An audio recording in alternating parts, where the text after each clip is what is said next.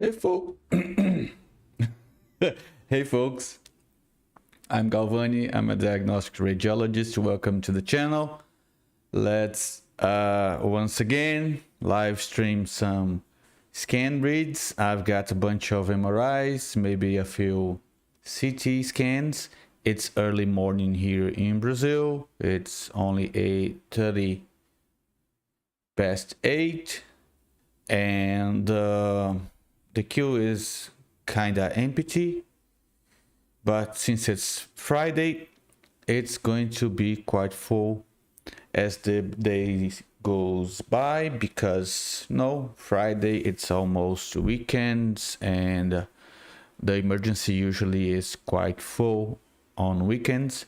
So I'd rather start reporting early and take down as much as I can so we can be ready for the rapid increase in requests and emergency scans as the day goes by. So I thought, why not stream it?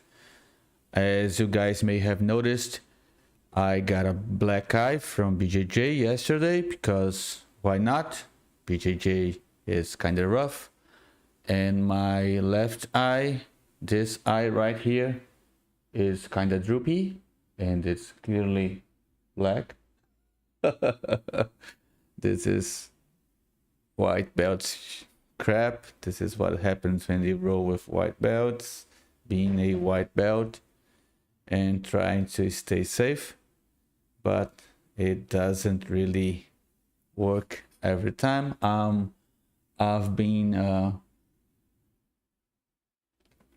back to BJJ for around 4 weeks now, 4 months now, me and my kids. I have 2 kids, 8 and 11, and we are going to BJJ 4 times a week. I wish we could go 5 times a week, but there is a schedule thing that prevents us from being more than 4 times a week in the mat. And still, it's kind of fun. It's really fun. Sometimes it's a bit rough, so it is what it is. Enough with the chit chat. Let's get to the first exam of the morning. This is a sella, a Turkish sella or Turkish saddle, or pituitary exam. This is a female patient. She is 28, and it says right here on her, am I sharing the screen? Yes. Oh, there it is. I am indeed sharing the screen. Let me just download. It's the request, the clinical history, whatever.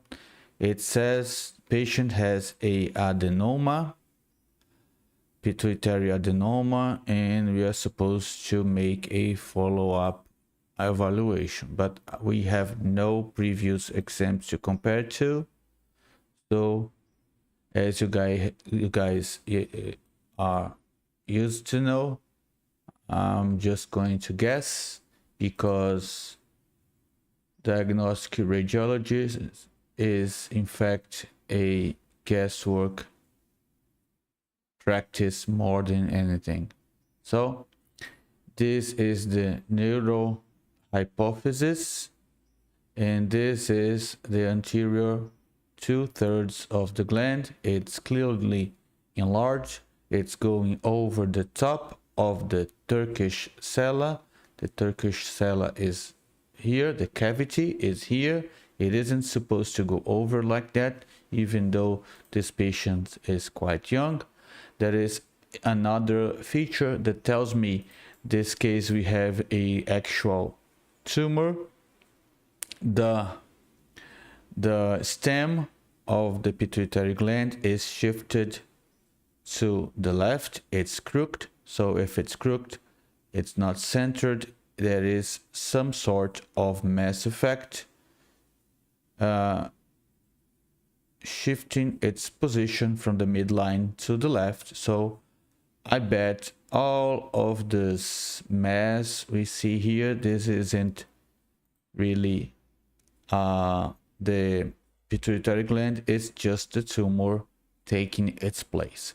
So it has a heterogeneous aspect to it. It isn't smooth, although, you know, there is a bunch of noise since this is a very badly calibrated and scanned exam. See how much noise there is here. This is supposed to be pitch black, but it's really noisy, so it's understandable that all the rest of the image is also noisy, so it's quite difficult to say if something is homogeneous or heterogeneous if everything has noise on it. So we have the sagittal view.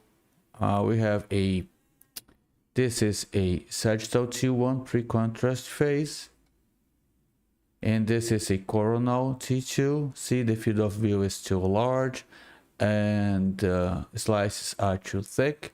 This is quite common, so we just get used to it. No point in complaining. We have to report it even though it's crap. Let's see if we can do anything more than just point out how bad this exam was done. They did, for some unknown reason, a heavily weighted sagittal T2, a kind of a fiesta cis sequence, which by itself makes no sense unless we are also looking for this major pineal cyst right there. So this patient has a pituitary lesion plus a pineal cyst. The pineal cyst is really homogeneous on the T1 as much as we can tell. Can I tell? Now it won't go all the way back there, so I don't know. Maybe it makes sense to anyone, but to someone it doesn't make sense to me. But you know, this is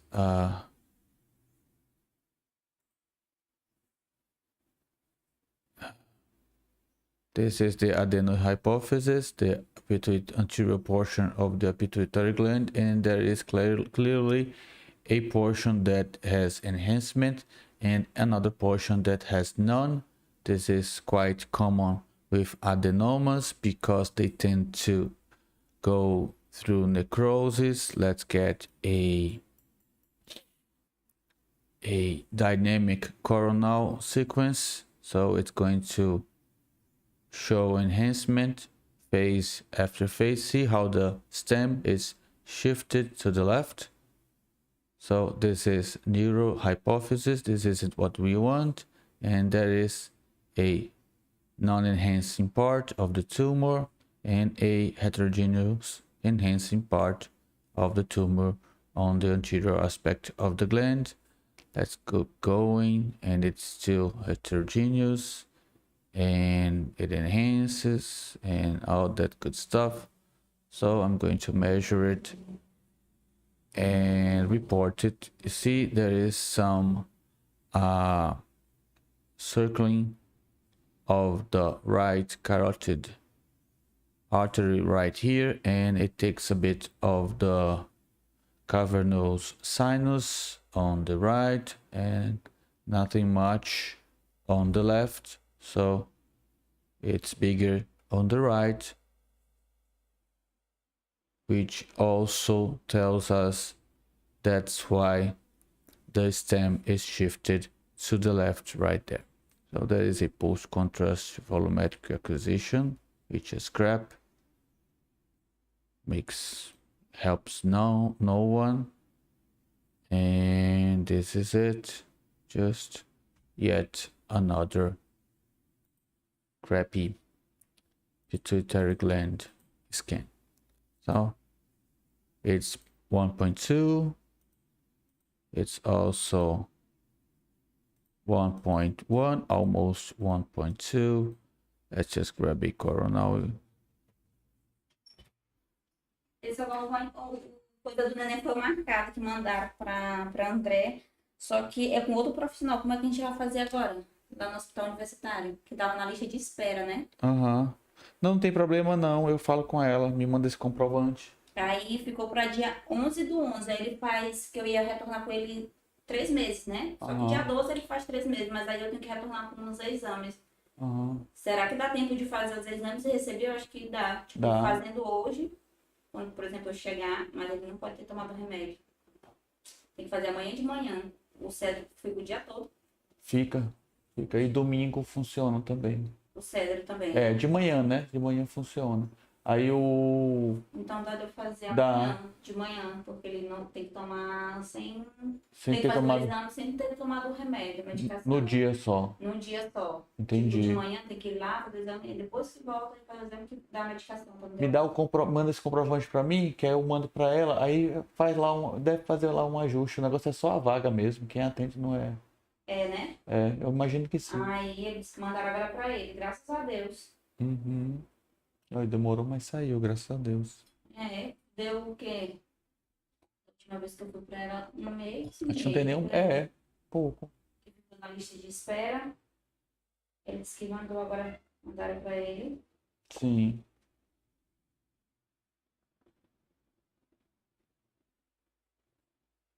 Ainda bem, porque pra lá é bem difícil para o hospital universitário. Ah, mas depois que chega é tranquilo. Pronto, né? É, depois que chega tá no ambulatório, não sai mais. Só sai quando recebe alta. Pronto, Eu acho que remarca por lá mesmo. Aí eu vou mandar pra ela daqui a pouquinho, eu te digo. Tá, aí amanhã de manhã eu já vou fazer logo o exame dele, Sim. que é com 3 meses, aí ele, segunda-feira ele faz dia 12. Tá bom. Não é, num dia Não tem necessidade. É, 3 meses. tá bom demais. Eu vou fazer os exames dele. Ótimo. So, getting back to our exam, see, right there, it has indeed some tiny involvement. It's less than 90 degrees, I suppose.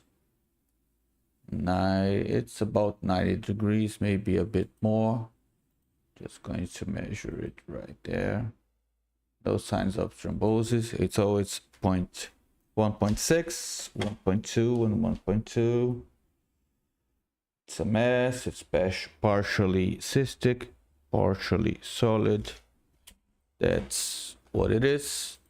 And that is leftwards shift.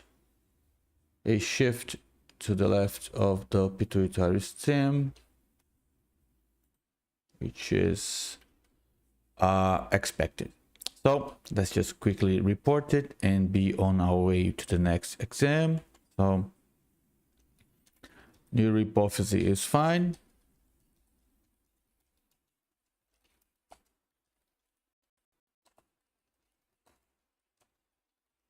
And there is a mass, solid and cystic mass on the side, occupying the site of the adenohypophysis, the anterior portion of the pituitary gland.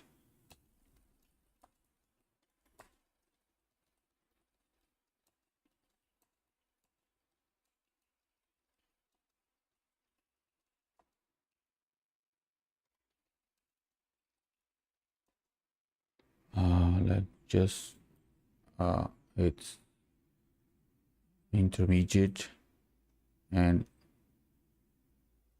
slightly hyper intense in T1 and slightly hypo intense if compared to the cortical matter.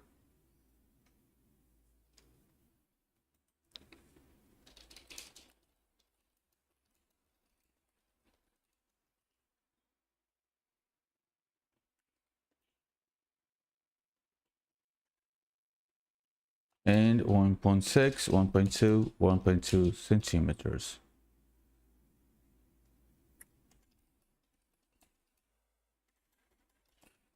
It takes a bit of the suprasellar cistern, but there is no mass effect over the optic chiasma right there.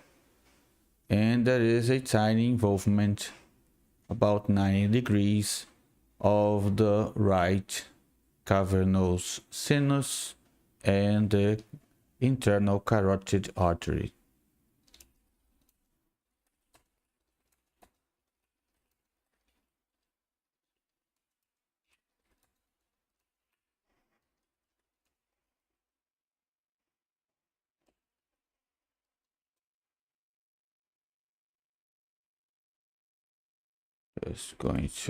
I'm reporting it in Portuguese, so it takes a bit to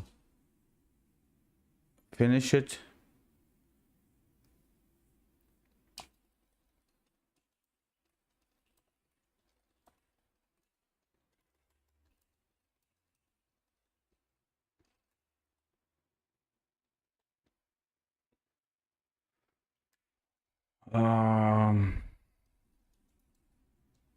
Hypophysis stem is shifted to the left.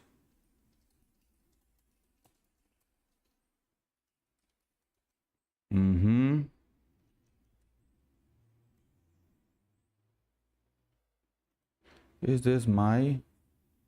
Yes, it is my template.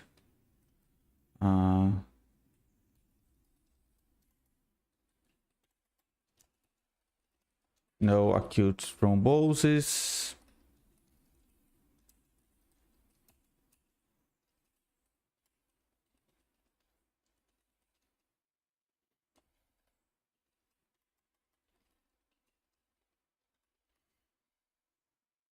So this is probably a macroadenoma, a large adenoma of the pituitary gland, the adenohypophysis. This is a very common presentation, especially in young female patients that have a history of hyperprolactinemia, a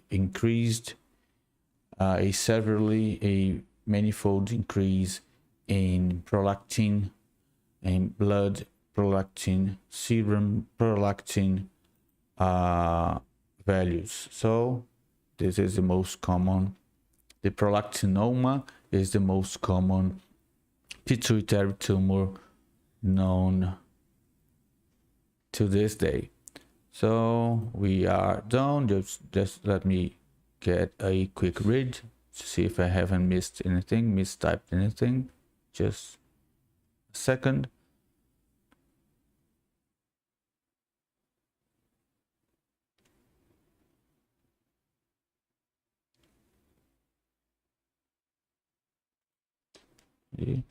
Just misspelled something here.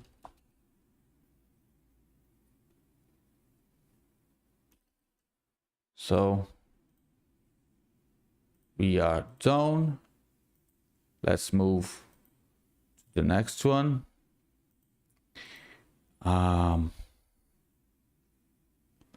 Do we have anything here really? No, still nothing much. It's kind of slow here today. Let's grab a left ankle to see if we can make some sense out of it. Also a right ankle, same patient, both sides. It says pain and instability, no trauma nor surgery. So it should be normal, right? I suppose. Can I tell if it's right or left? This is right. Right. This is the right ankle. It says here it's the right ankle. You guys can't see, but I can. Yep. It seems to be the right ankle. I don't like to start with coronal nor axial. I'd rather just check for see. Oh, this is a huge ankle. Obese, 42-year-old female that has ankle pain. So it is supposed to be something. It is supposed to be a painful disease. Let's check for all those bone stress fractures and articular joint effusions and bone edema and all that good stuff.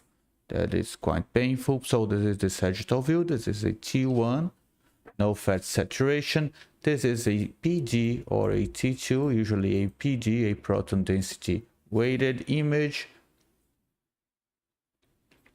It's not a STIR because this is a very common fat saturation artifact on PD fat saturated. This isn't much. This is quite a nicely done scan. Can't really complain much. I can see right here there is a small site of bone edema, most probably, but I can really relate this to this image. So this could be just a acquisition artifact due to a badly done fat saturation pose. So see, this could be edema right there. This not so much because it's plain white, bright in the T1, so can't really tell. There is some edema right here, or maybe a small hemangioma. Nothing much. We have a tiny spot of signal hyperintensity on the PD fat saturated sequence right there at the extremity, the antithesis of the plantar fascia, and we can also see the same spot right there on T1, which tells us this could be a hyperpressure lesion due to obesity. Of course, we also have some, it seems to be some kind of scar tissue here at the Cager fat pad. And we also have some edema right here at the plantar calcaneal fat pad right there. This is all quite painful. We should really, if it's a painful ankle in a obese female and there is no history of trauma, it makes sense. And there is a small joint effusion right there on the talocrural joint, the main ankle joint, which is also reasonable for this case. So right there is indeed edema right there around the plantar fascia, right at the antithesis, the posterior extremity of it. There is also soft tissue edema right there. Let's see if we can manage to see any signs of bone edema. I don't think this is edema. This is probably a focal bone lesion, which I'm going to ignore. Ligaments are fine right there. Calcaneal, fibulocalcaneal ligament is fine, and also fibular tibial ligaments and deltoid complex seem pretty fine. I can't really say much. Soft tissue parts, perimalleolar soft tissue parts are indeed enlarged and inflamed and edematous. Also the feet is edematous. There is edema on soft tissues, especially on the calcaneal region. This is clearly a overload disease. Let's go for the axial view. It's angled wrongly. It's supposed to be not to be like that. It's supposed to be straight, but you know, who cares? Let's make the radiologist's life a bit harder. Scanning it wrongly. So this is the syndesmosis. It's fine. This is the fibulatalar anterior and posterior ligaments, and this is the calcaneal fibulocalcaneal ligament right there. It's at the floor of the fibular tendon. The fibular tendons go over the fibular calcaneal ligament. They sit. This ligament sits between the calcaneus and the fibular ligament. So if the fibular tendons are really close to the bone and surrounded by fluid, it means this ligament has been ruptured. This is a very valuable tip. So right there, see, ligament, and ligament right there. This is the same as this. See, this little thingy right here. This little thingy right here is the ligament. It comes from the tip of the fibula and goes obliquely, goes down in this direction to the calcaneal bone, the calcaneus. It's here. It's much easier to see on T1. If we have a T1 coronal, we don't. So who cares? Right there, see? Oh yes, this is a great view. Right there. It seems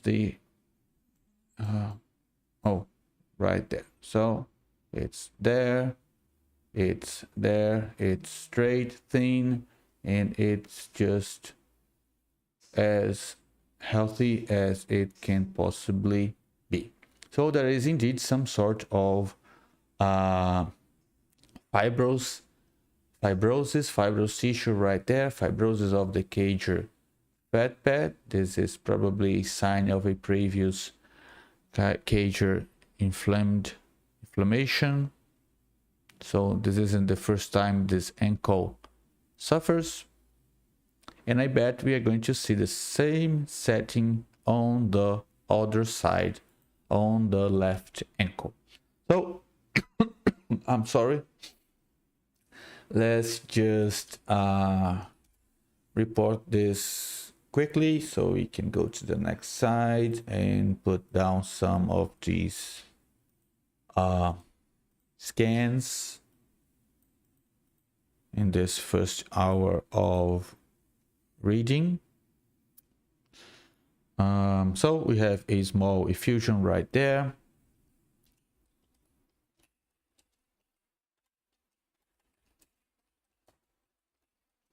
Right there, it's talocrural, the main ankle joint. It's both the fibula and the tibia plus the talus, so it's talocrural. And we have that tiny spot of edema of the fascia, plantar fascia. It's usually the medial band that is firstly inflamed. It's quite difficult to see on the coronal because this is a 44 millimeter slice thickness, so sagittal is better. So see, this is medial right there, so it's the medial portion of the plantar fascia. This is the lateral portion. It could be called also the intermediate portion right there, and this is the medial portion. So it's lateral, intermediate, and medial portion. The medial portion is the thicker portion, and usually this side that is compressed against the hard surface on which we walk on. So on which we walk daily. So this is why it's usually the first part of the fascia to suffer from a overload related to obesity. And sometimes they just tell the obese patients to walk or run, and they do walk and run, and they bust their knees, their hips, and the ankles. So evil doctors tell obese patients to run to lose weight, which we know is crap. It's just plain old bullshit. Doctor bullshit. Doctors bullshit. It doesn't work. It's a hard truth to put out early in the morning, but it is the truth nonetheless. And since just a few people are going to watch this, it isn't even it doesn't even make much sense, much effect overall. I'm probably just speaking to myself right now, which is nice, I suppose. So it's just a slight signal intensity disturbance right there. I'm just going to report it.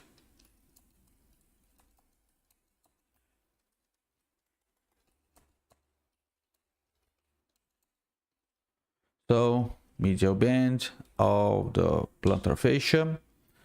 We're going to tell there is edema.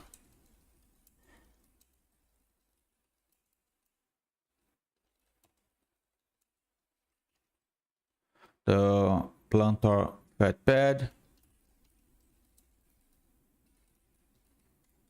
And there is scar tissue on the cager fat pad also.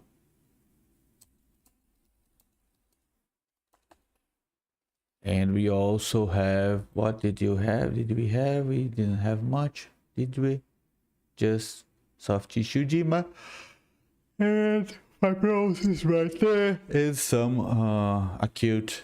mild acute plantar fasciitis. Fasciitis.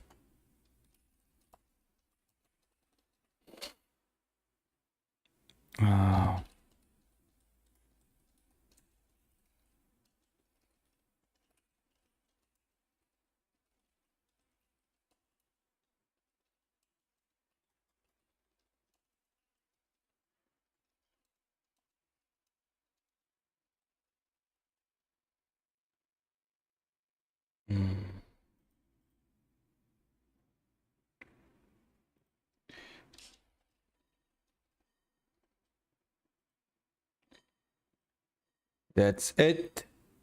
I'm just going to check once more. No tendinosis. Yes, we are done. I'm going to copy this report and paste it on the left side, because usually we have a similar disease on the contralateral ankle. It's quite common, so we waste less time to report the other side of this patient.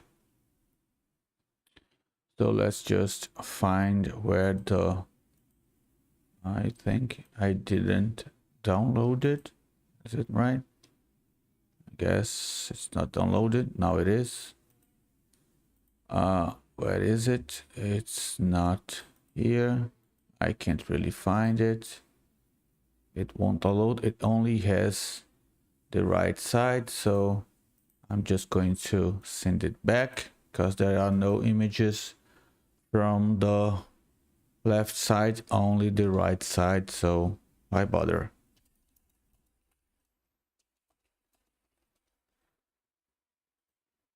So we are done right there. It seems some exams have shown up. We have a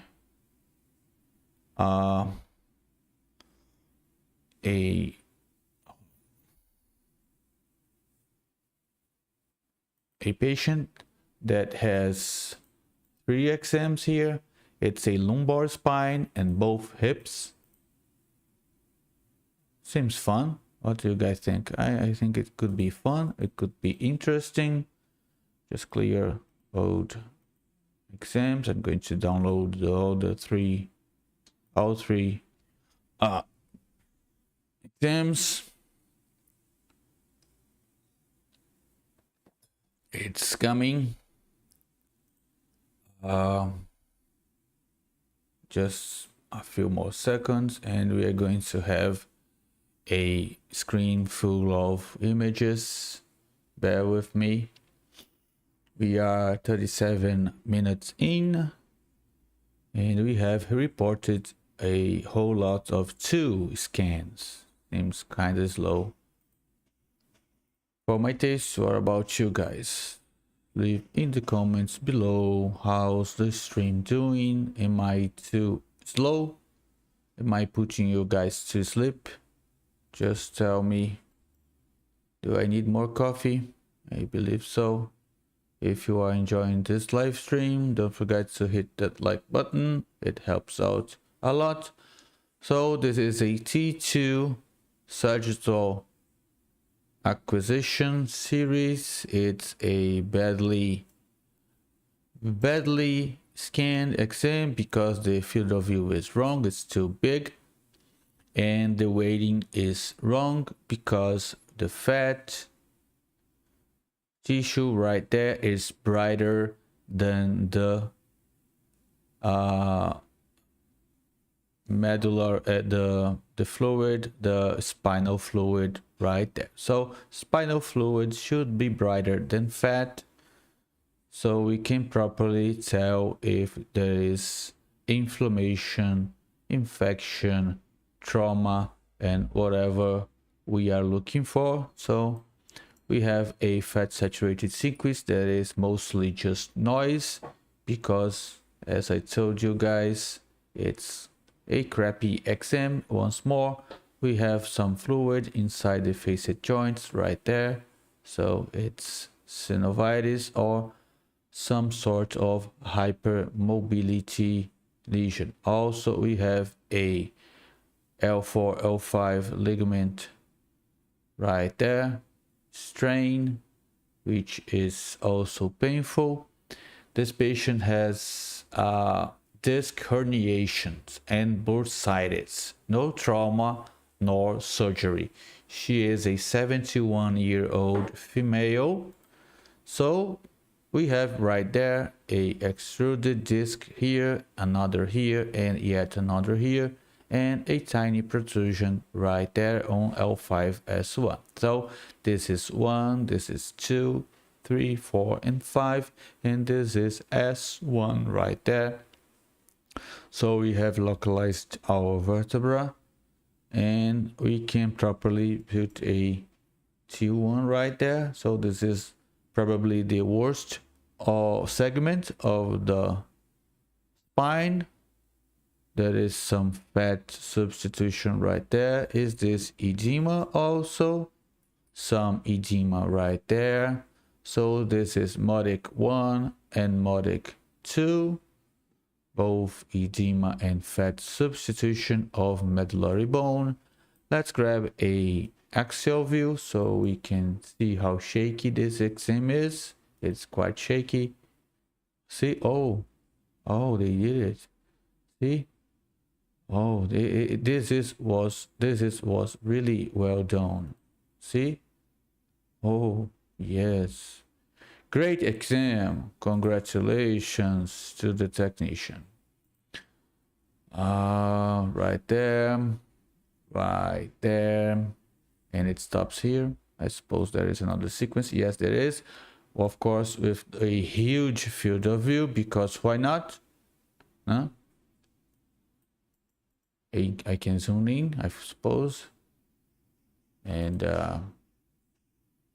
yep, right there. See how gray the spinal fluid is? This is just plain wrong. This is a very badly maintained scanner, an old scanner. The sequences are all wrong. The programming is wrong. It's really that bad, but it is what it is.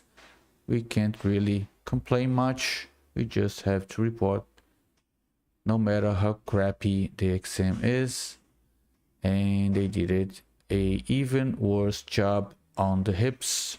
I'm not going to jump to the hips right just now. I'm just going to report the lumbar spine. This is actually a extruded disc right there, not a protruded disc. I'm sorry guys, I misspoke. And I'm going just to join all these 4 discs extrusions together, because it seems there is indeed some mass effect over the dural sac right there. So let's not miss much. I have much time. I have a template for this, a very good template. It's almost done. It's L2, L3, L3, L4, L4, L5, and L4, L5, S1 extrusions. We have Modic 1 and 2. We have some arthrosis. This is mild arthrosis plus synovitis. Right there. There is clear fat infiltration and hypertrophy of the muscles, perivertebral muscles right there. This is due to chronic denervation or what the fuck is that? It's just how can just no what the I don't know, whatever. This is just freaking stupid. And there is a thickening of the yellow ligaments right there, of course. And this is just chronic denervation or some posture thing. I could say it's just, yeah, just chronic disease. Let's get over with it. Is there stenosis? Doesn't seem so. Maybe here some vertebral canal stenosis. Yes, mild vertebral canal stenosis right there on L4, L5. Nothing much on the other segments, because why? So let's go for stenosis, mild stenosis of L4, L5. The vertebral canal, it seems. Rest of the canal is fine. Hypertrophy and whatever. Oh, I forgot to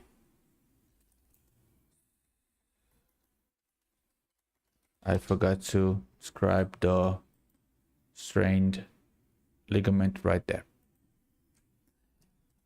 It's over here.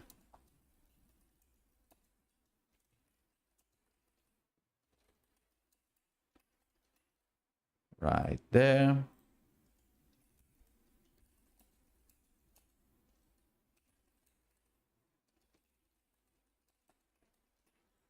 And going to be mild arthrosis, not moderate. And it's extruded discs, not protruded discs, because you guys know whenever this size from here to there is larger than the remaining size of the disc, see, it's much greater than this, so this is extruded. Even this, see, it comes from here to there, so it's extruded because the disc thickness is just, the disc is much narrower than the extruded portion. And right there, see, there is a extrusion with a mild migration towards the sacrum region. So these are 4 extruded discs, not protruded discs. I could say this is a protruded disc right there, because this is smaller than this, see, but this is clearly a extrusion, not a protrusion. This is an extrusion.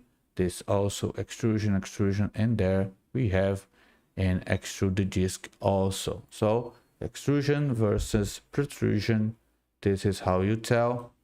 Let's just go on. And we have now 2 hip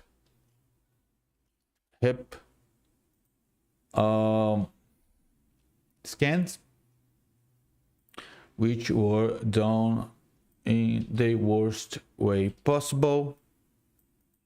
But you know, if you can't do a proper lumbar spine scan, you are not supposed to know how to do a hip scan, because lumbar spines are the easiest of all scans, and this is a very shitty scan right there. So I'm supposed to just ignore the fact that this technician can't do a proper scan, and this MRI scanner is a piece of crap. So right there, so they did a huge field of view for a small scan. So just to be clear, you are supposed to have a crap, I can't do this. So sorry, I'm just going to grab a line. So this scan, this field of view should be like this, maybe a bit more like that. This is the proper coronal field of view for this scan, about here. See, this is a proper field of view for the right hip, but they did this field of view. This is like 10 times larger, because in old crappy scanners, large fields of view like this make the scanning process much quicker, and the image a piece of crap. Just like this, you can't properly tell anything about the labrum. I can say there are some osteophytes right there, but this is as much as I go, because the sequence is crap. And they of course did a SCR, IR, steer sequence, I suppose, because there isn't much fat saturation artifacts, and it's a huge sequence with a body coil. So steer sequence are best for these cases, and it's also shaky. See, it's shaky, it's noisy, it has very low resolution, but I can tell there is some sort of edema right next to the large trochanter of the femur. Maybe something here at the tendon, but I can't really tell because it's a 5 millimeter thickness slice and a 10 times larger than normal, than proper field of view. So this is a crappy scan. And they proceed to do also a axial view, a oblique axial view of some sort right there. Just this is just stupid, but well, it is what it is. Maybe there is some mild signal intensity thingy right here, the tip of the minor gluteal tendon. Going to go with that, and the left is also really bad, just crappy scans, the same, and there is some edema right there close to the larger trochanter. This isn't supposed to be like this. This is to be a straight. You're supposed to have a straight axial and a oblique like that, because anatomy, but whatever.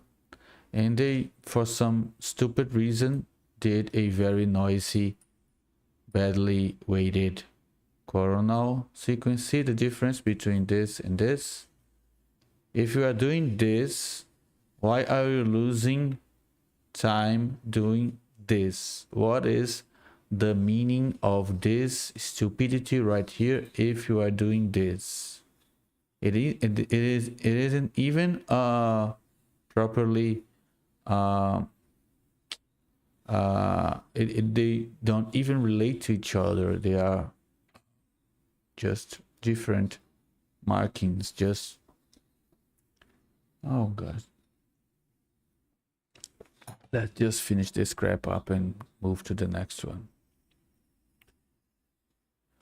It's just every single day the same crap. This is such a bad waiting that I can't even see the fluid, the edema properly. Just crap. There is hypertrophy of the muscles right there, some osteophytes, some edema right there, and some tendinosis of the gluteal minimus, the small gluteal, the minimal gluteus minimus. I suppose that's the name of the muscle in English, I mean in Latin. So hypertrophy of muscles, MRI scans make me sad. I'm sorry guys, it's just so bad, so bad, because people are dumb and greedy.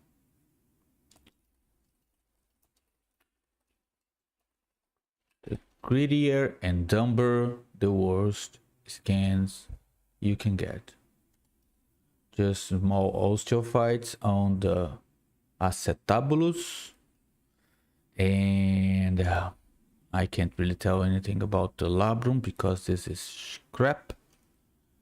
Hypertrophy of the muscles. There is some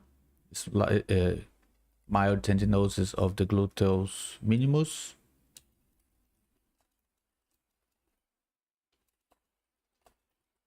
Whatever. This is as much as I can go.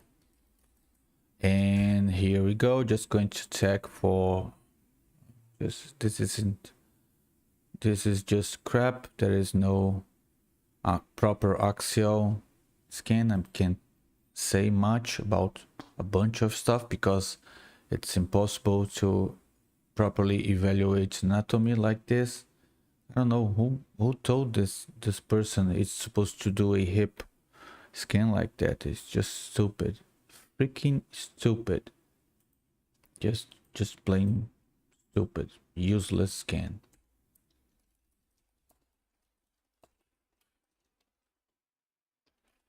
Oh crap, yet another grumpy stream nobody's going to watch. And if somebody is watching, they just quit because I sound like shit.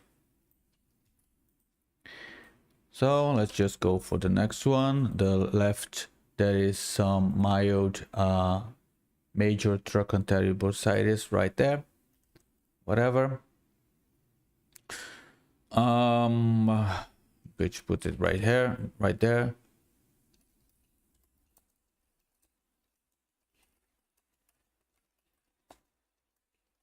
Just edema of soft tissue close next to the major femoral trochanter, which is mild bursitis.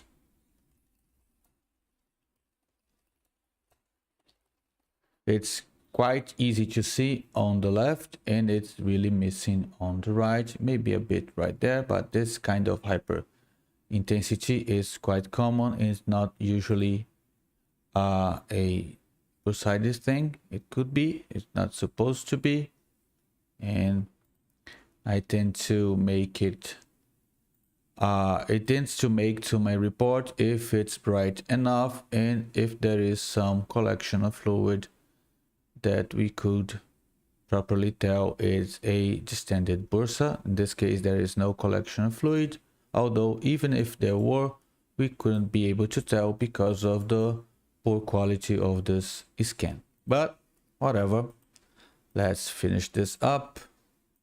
So we got three more scans to our list and we are almost 1 hour in of me complaining and not reporting what I'm supposed to report. So let's just refresh and go to the next one. Let's see if we have a CT scan.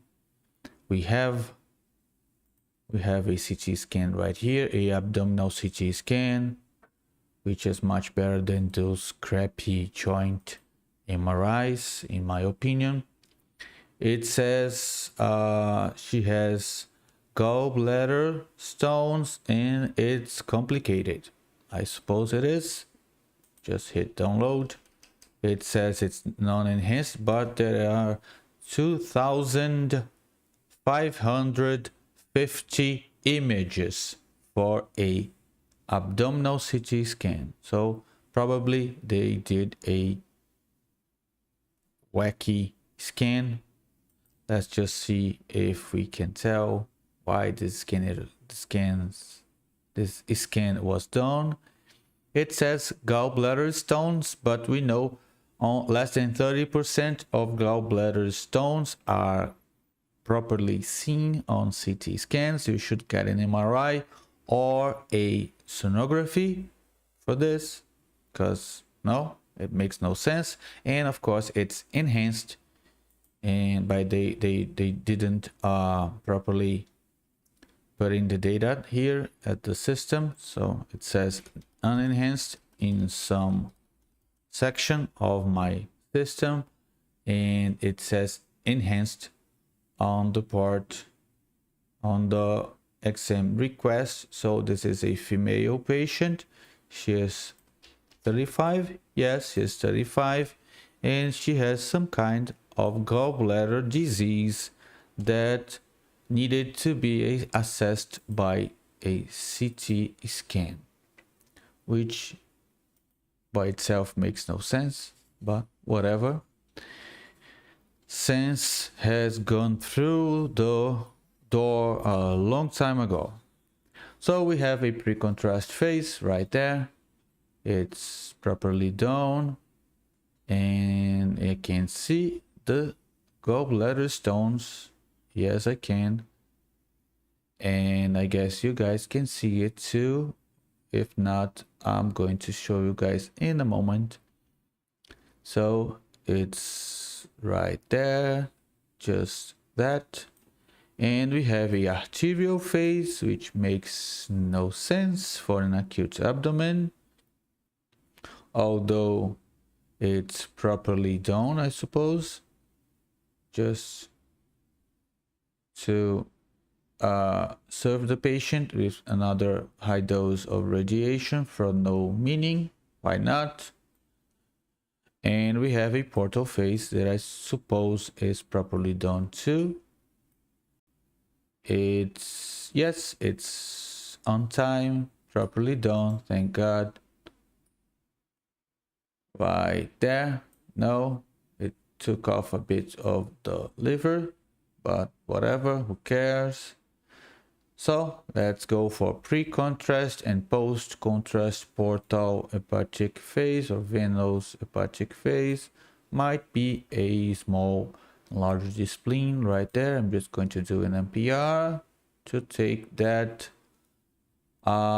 measurement as in a few moments. Just stay there. So there is indeed some heterogeneity on the inside of the gallbladder. I can see there is some calcification right here, and there is some very black spots that are really close to the air and to the adipose tissue right there. See there, and a bit there, here and there. This isn't air nor gas, this is just the constitution of the gallbladder stones. So they come from the neck of the gallbladder all the way to the body and the fundus. So it's all over the gallbladder. So this gallbladder is filled up with stones. Is it inflamed? It doesn't seem to be inflamed because the fat pad around it is normal, and it isn't excuse me, it isn't enlarged to a degree that I could say it's inflamed. It's just 41. This is just regular gallbladder size. So this is not a CT scan that we can tell it's a cholecystitis. This is not a inflamed gallbladder. It isn't. It's just a regular gallbladder filled up with stones. So this is just a crisis, a gallbladder crisis on a clearly obese young female patient that eats too much sugar and too little fat. Yes, this is what causes gallbladder disease. I'm sorry. It's a hard truth, but high carb, low fat diets are crap. And since no one is actually watching this live stream, this statement makes no difference whatsoever. So the kidneys are fine. The liver, we can see there is some mild edema of the periportal fat, the periportal sites. This is clear, and this is very common on crisis, on acute painful events of the gallbladder, and also in acute hepatitis patients. Although I can't really say this liver is enlarged, it seems of normal size. Let's see just if the spleen is enlarged. No, it's not enlarged, it just felt like it. Let's measure. It's a bit enlarged, maybe.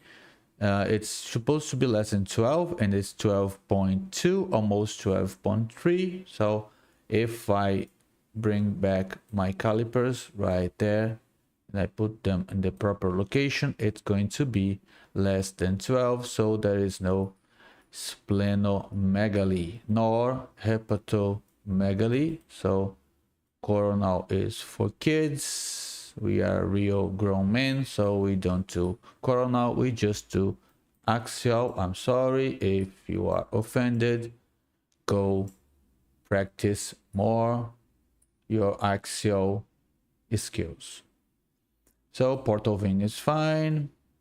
The pancreas and the peripancreatic fat is fine, and this is a very important feature of this exam because we know the main cause of pancreatitis is gallbladder disease, gallbladder stones migrating towards the duodenum right there. See, this is the choledochus. This is the common hepatic biliary duct. So bile duct right there. Are there some sort of stones in that duct right there? Can I tell it? No, this isn't an MRI. If you want to explore the extra hepatic bio tree, go get a freaking MRI, or maybe a properly done ultrasound, because even though in this case this patient has a huge belly, I'm not sure you're going to be able to really tell anything more than just the intrahepatic bile ducts, because no, abdominal volume is a major decisive feature of a properly done sonography scan. If it's a huge belly, you're not going to be able to see as good as a thin patient would let you see his belly. So I can't really tell much. There isn't kidney stones, not hydronephrosis. Adrenal glands are fine, spleen is fine. The stomach, the gastric chamber is normal and it isn't filled up with food. Colon and bowel are fine, no hydronephrosis, just a mildly filled up bladder. Uterus seem fine, and also the ovaries are on each side of the uterus and seem okay. I couldn't locate the appendix. I don't know if you guys did, but I couldn't. This is terminal ileus in a funny position, so I suppose this patient has been through a appendicitis surgery. It would justify the funky position of the distal ileus and the missing appendix, I suppose. No signs of atherosclerosis, nor thrombosis, nor lymph node enlargements. There are some tiny spots of thingies on the fat pads on the belly. This is usually due to some kind of shot, subcutaneous shot, usually insulin or heparin or anything else. Go figure. Maybe this is due to trauma. This is just a bit of scar tissue on the superficial layers of fat of this obese patient. So it's only a gallbladder filled up with stones. So this is all I'm going to tell on the report. Stones on the gallbladder, and let's go for the next exam in a moment.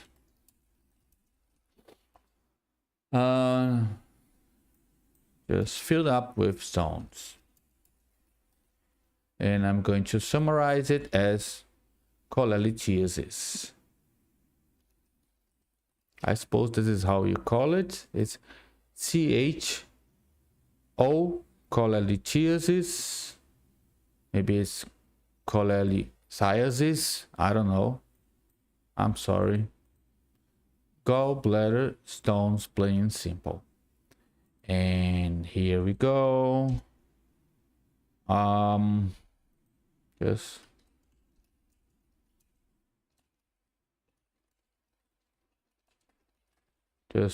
remember to put in the edema of the periportal spaces right there. See, tiny edema,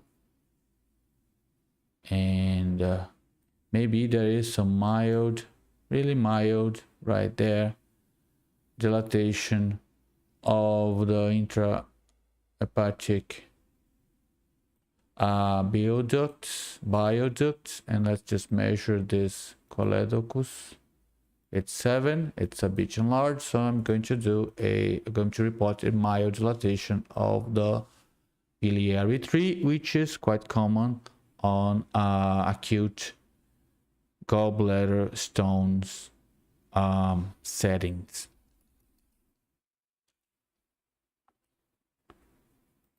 Right there.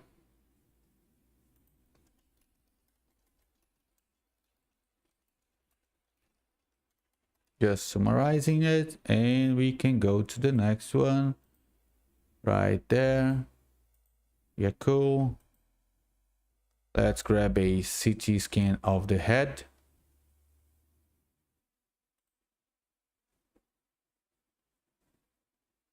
My wife just sent me something here. I don't know. She wants my location. I'm streaming, so I didn't see. Just going to send her my location.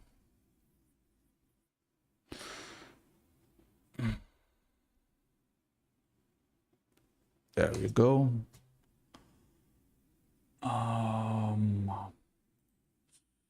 Just checking my messages.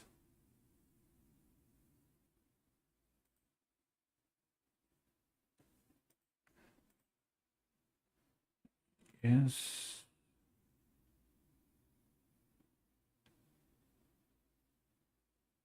Just checking right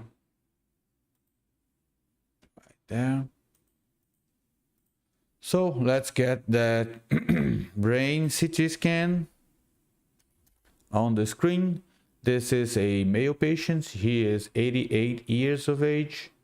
and it says he has some kind of mental disability. He is confused. He might be going through a stroke.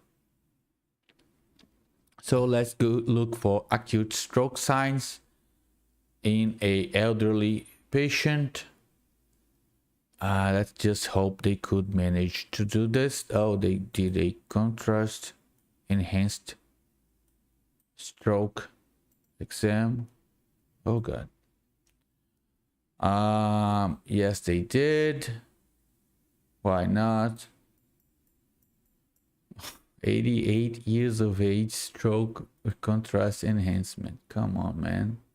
This is just stupid. Why the freak would someone do this? So this brain is clearly reduced in size. There is mild to moderate hydrocephalus, supratentorial, and not much infratentorial. Still, the posterior fossa cisterns are enlarged, and I have an itchy armpit. I'm sorry. There is clear atherosclerosis, very advanced, severe atherosclerosis of the carotid arteries, and a bit of the vertebral basilar circulation. Diffuse tortuosity of such vessels, which is quite common at his age. There is mild hypoattenuation of the periventricular and deep white matter, which is related usually to microvascular disease, which is by itself related to chronic hypertension and diabetes. There is a tiny spot of a lacunar ischemic stroke, a old ischemic stroke, and nodes right there on the bones to the right. That's quite common also. And are there signs of an acute stroke as of right now? Just going to ignore this freaking enhanced scan, because why the freak am I going to look for enhancement in a stroke case? I don't care, could care less. Just going to do a survey of a highly modified on the fly window, a poor man's diffusion on CT. That's how they call this. So that is quite symmetrical, as much as we can tell, considering this patient is crooked and has a hyperextended neck, which is a proof of a badly done scan by a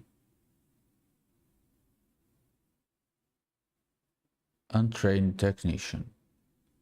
So can't really tell, just chronic disease. Let's report it and get on with our lives. There was a contrast enhancement, but who cares? Let's just grab a template for a old man's brain scan. So mild hypoattenuation of the white matter, brain white matter, mild dilatation of the ventricular system. There is a lacunar infarction right there on the bones to the right.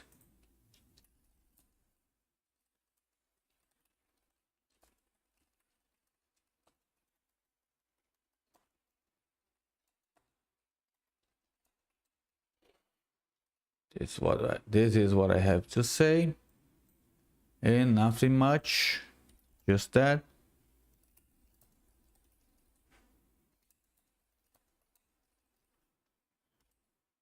This is just a small lacunar stroke, an old stroke, no signs of acute stroke, at least not that we can say, that we can see on a CT scan at this moment for this patient. So I don't know how old are the symptoms, how many hours have passed since the ictus, the supposed ictus, So this is as much as we can go. Just let's move to the next one. We have a left foot. Left foot. This is a CT scan of the left foot of a 47-year-old male patient. It says nothing, no clinical history. I'm downloading the image. Let's see if we can dig in some motive for this exam. I suppose it's trauma, because of course we have a exam request right there that it's so it's handwritten, but it's just it says something like it's a post-operate, it's a post-surgery scan of some kind of ankle surgery. I can't really tell because I can't read it. It's such a bad writing. It's impossible to tell, at least for me, and it's just 2 times the same scanned, impossible to read exam request. So it's here already. Let's just get it done. Of course, it's a ankle with a bunch of metal fragments. This is probably, oh yeah, see, this is orthopedic surgeon job, a beautiful job with bolts on the joint, just a bolted joint. Oh, it's beautiful, just a beautiful surgery. See, so nice. Just that, just a bunch of bolts through the bones, and it hurts. Go figure why. So just going to hit an MPR so you guys can enjoy this exam as much as I. And here we go. I suppose 2 things.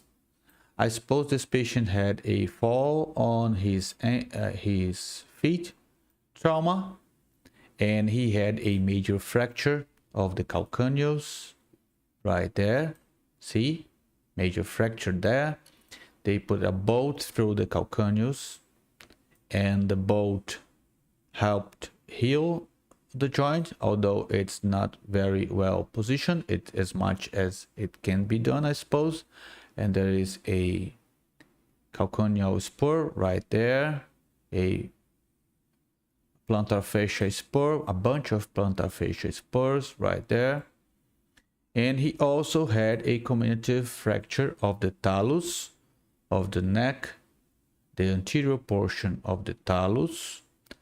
To that extent, they put a couple of bolts through the fracture from the anterior and dorsal portion of the fracture towards the back portion of the talus, and it resulted in a pseudo arthrosis. So we have here a pseudo arthrosis, and there is fragmentation, sclerosis, and a bunch of sequestered bone fragments all over the fracture site. So there is soft tissue attenuation in between the fractured portions of the bone.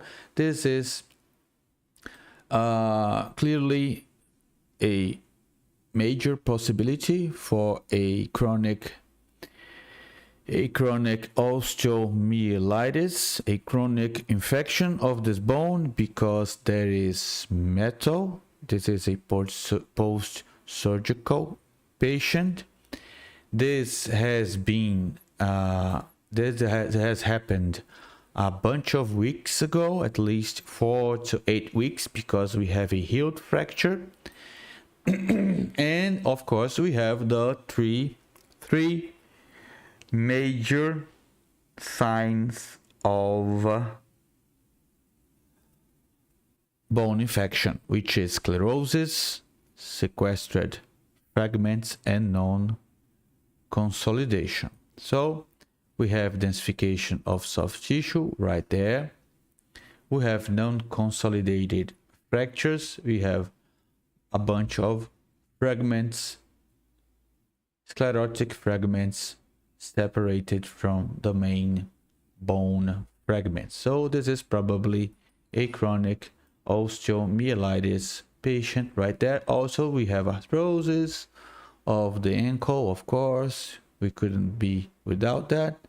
And also the tarsal bones show signs of arthrosis right there.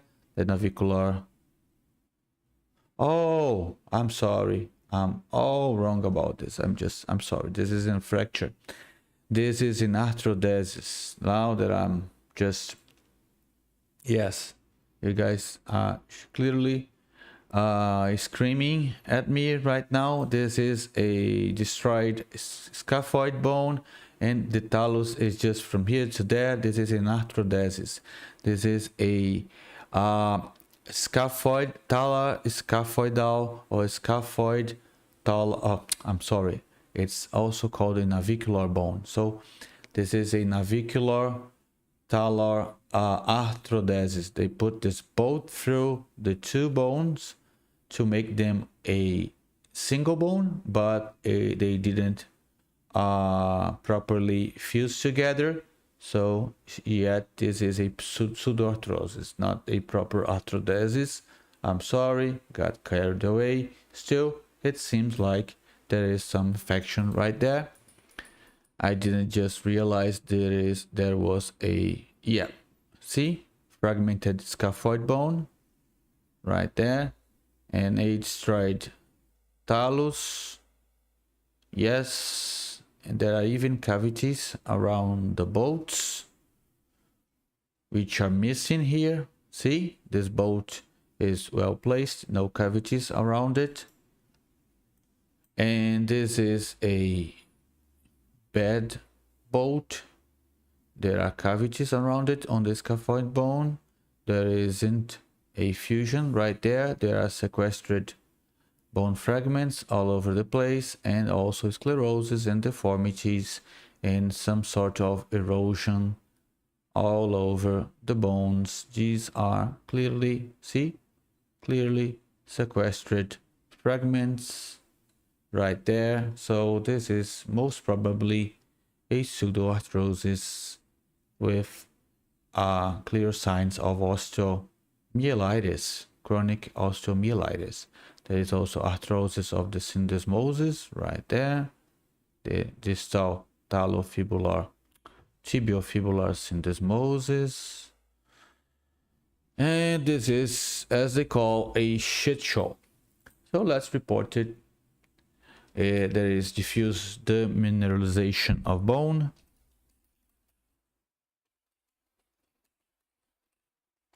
Right there. This is going in my report.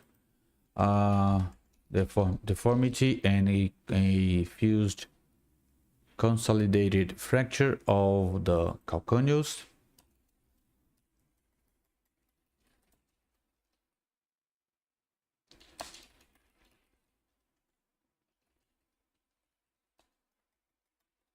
There are plantar fascia intersophates or entesophytes or bone spurs right there. See, this is quite painful.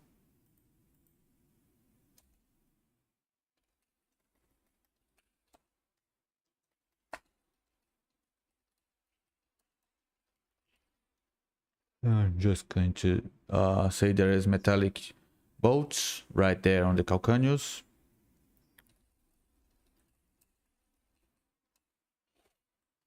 Right there. So now to the main thing there.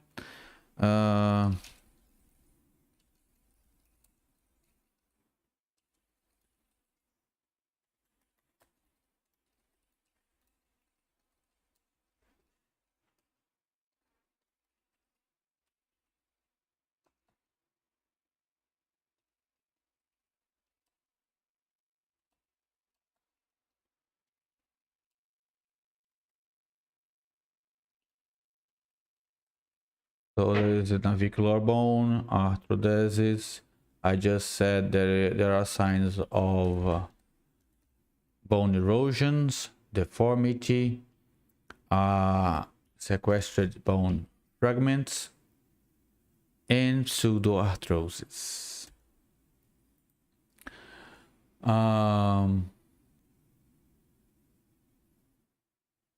Now arthrosis of the ankle and the tarsal joints.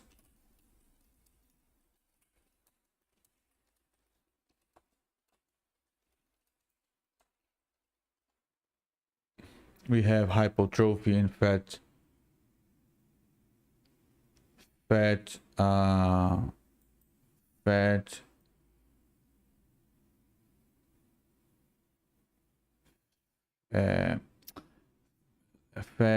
infiltration of the muscles.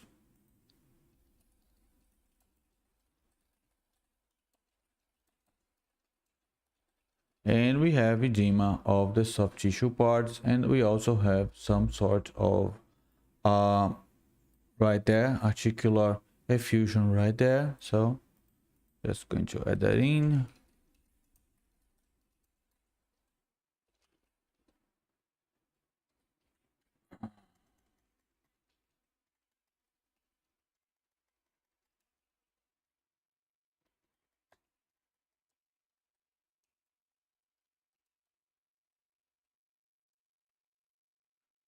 And edema of soft tissue parts.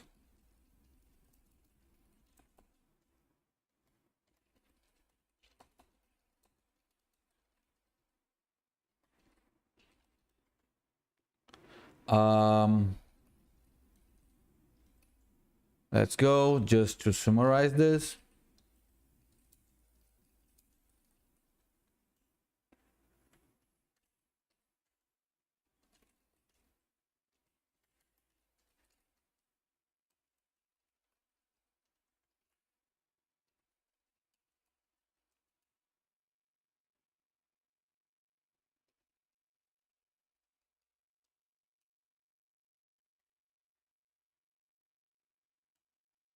It's